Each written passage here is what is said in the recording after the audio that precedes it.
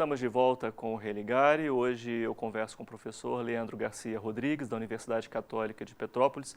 Nós estamos conversando sobre o tema, a posição da Igreja Católica no período do regime totalitário, período do regime militar no Brasil. Tudo isso a partir da obra que mostro para vocês, Cartas de Esperança em Tempos de Ditadura, uma obra organizada pelo professor Leandro, que contém a correspondência entre Frei Beto, Leonardo Boff e Alceu Amoroso Lima durante aquele período. Que testemunhos, né, nós podemos encontrar, né, nesta obra? Né? O que representa essa posição do Frei Beto como alguém que de dentro da prisão, né, vai revelando o que ali acontece. A propósito, quanto tempo Frei Beto ficou preso? 4 anos. 4 anos. Essas cartas, é engraçado, o gênero epistolar, né, que é o gênero das cartas, ele é muito flexível, né? Inclusive, o gênero epistolar é chamado, inclusive, até de polichinelo da literatura, polichinelo no sentido da elasticidade. A carta ela tem várias funções. A carta ela pode ser um laboratório de estilística, um laboratório de pensamento. A carta pode ser também, né, às vezes, apenas uma troca-troca de informações entre os correspondentes. Mas, neste caso especificamente, como também é muito comum, a carta ela tem um valor testemunhal muito forte e ela está imbricada, ela está envolvida com a ideia do diário. Por quê? Porque é também um diário de cadeia, é também um diário de prisão. Várias dessas cartas a gente percebe a mudança da cor da tinta, e a mudança da própria caligrafia do correspondente, no caso do Frei Beto preso lá dentro. E tendo contato com o original, com o texto original, a letra é muito pequenininha. Então se percebe, né, que usava o máximo papel, inclusive todas as laterais, as 4 laterais do papel foram utilizadas porque não tinha papel dentro da cadeia. E serve também como uma espécie de quê? De diário de prisão. Então, elas têm um valor testemunhal de vida, um valor testemunhal de história, principalmente. Por quê? Porque eram testemunhas oculares dos calabouços da ditadura, né? Ou seja, dos calabouços, especialmente do presídio Tiradentes, em São Paulo, né? Então, o próprio Frei Beto sempre fala, né, que dentro da cadeia tinha muito tempo para escrever, muito tempo para ler. Então, com isso, o que vai acontecer? Usava esse tempo para fazer esse diário de prisão, esse diário de presídio. E é a partir desse testemunho que o Alceu, cá fora, ao receber essas cartas, vai usar elas para denunciar. Por quê? Porque o próprio regime passava a ideia, defendia a tese de que não havia tortura no Brasil. Quando a Anistia Internacional, no início dos anos 70, veio pessoalmente ao Brasil, através de várias denúncias, o regime disse que não existia isso. Tortura era invenção dos comunistas.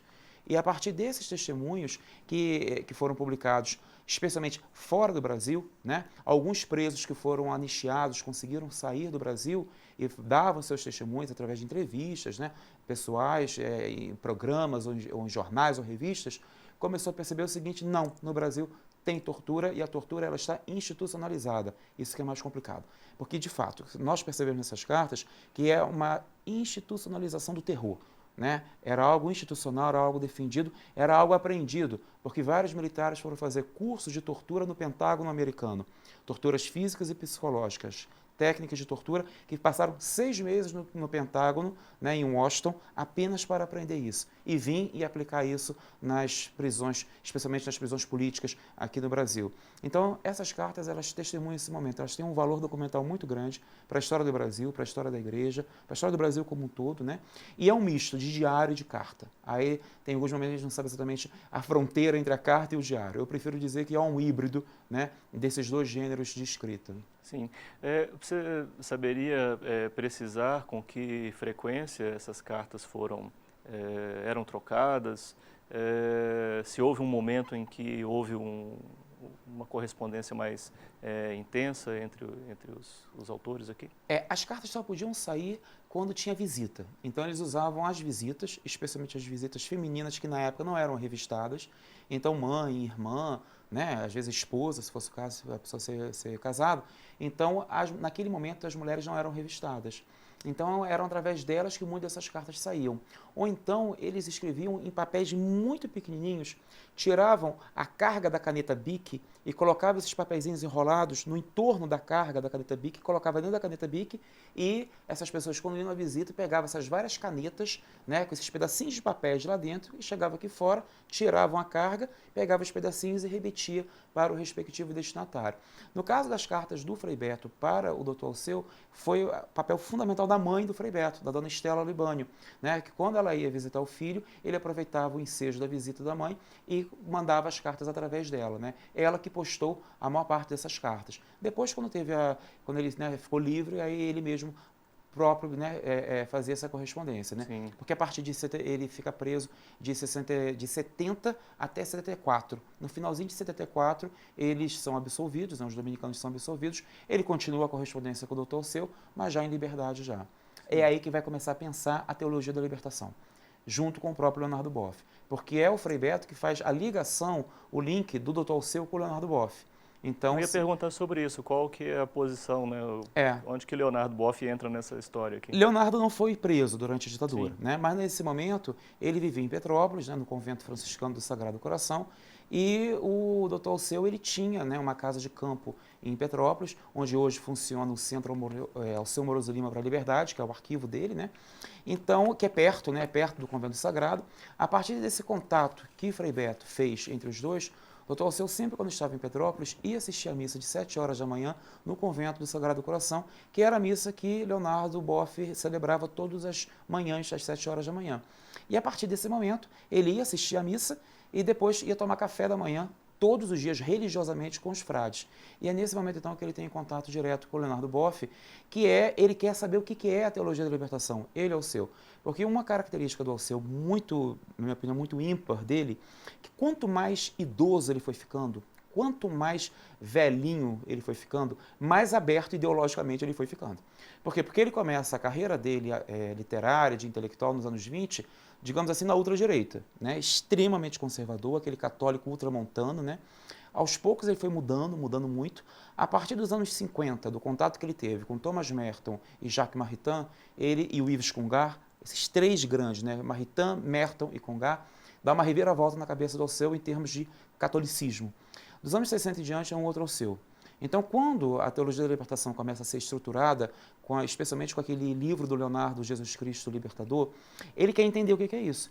E ele, Alceu, passa a ser assim, um grande defensor da própria teologia da libertação. Ele vai também usar o espaço dele na imprensa para defender essa nova teologia que, segundo ele, era necessária a renovação teológica do catolicismo como um todo, especialmente o catolicismo brasileiro.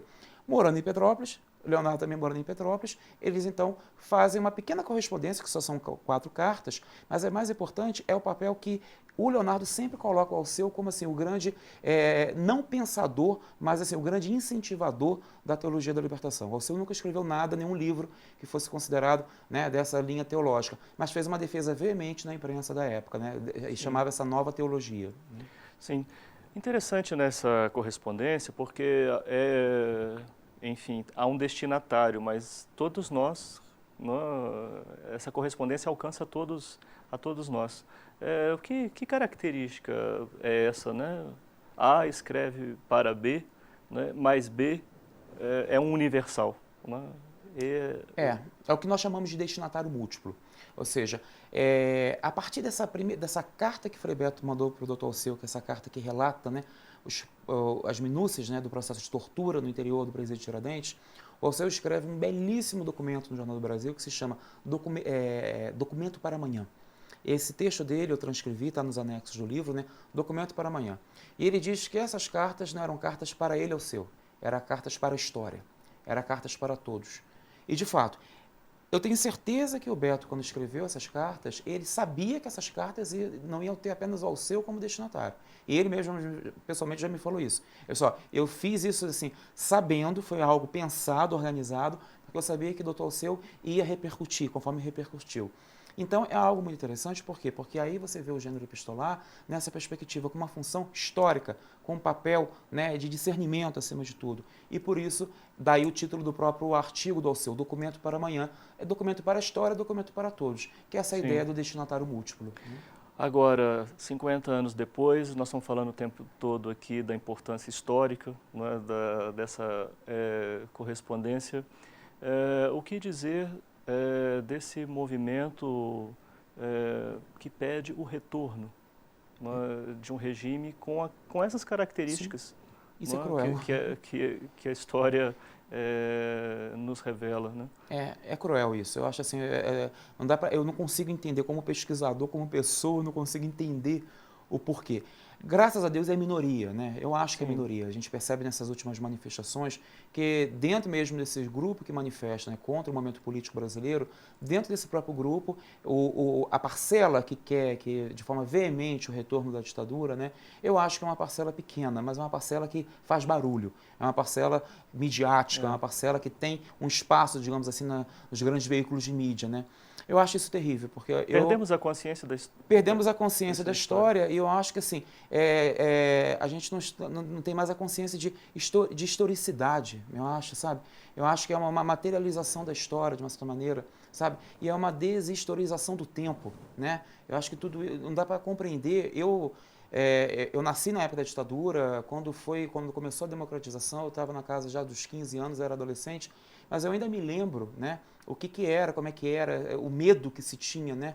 E meus pais, especialmente, que foram jovens durante o momento do regime, né, eles sempre comentam comigo, e basta a gente estudar para saber, ou seja, basta a gente pesquisar para saber que foi um terror institucional, um terror institucionalizado.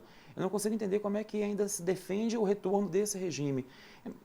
No regime democrático, todas as vozes têm o seu espaço. Mas assim, eu acho assim, uma completa incoerência, um completo paradoxo histórico alguém querer uma situação como essa, querer que retorne um regime como esse. Mas infelizmente é o que a gente está vendo por aí nos dias de hoje, né? Nesse momento político, né? Muito obrigado, Leandro, pela sua agradeço. participação aqui no Religare. O professor Leandro Garcia organizou a obra Cartas de Esperança em Tempos de Ditadura, publicado pela editora Vozes. O Religare de hoje fica por aqui. Um abraço muito cordial e até a próxima semana com o novo Religare, Conhecimento e Religião.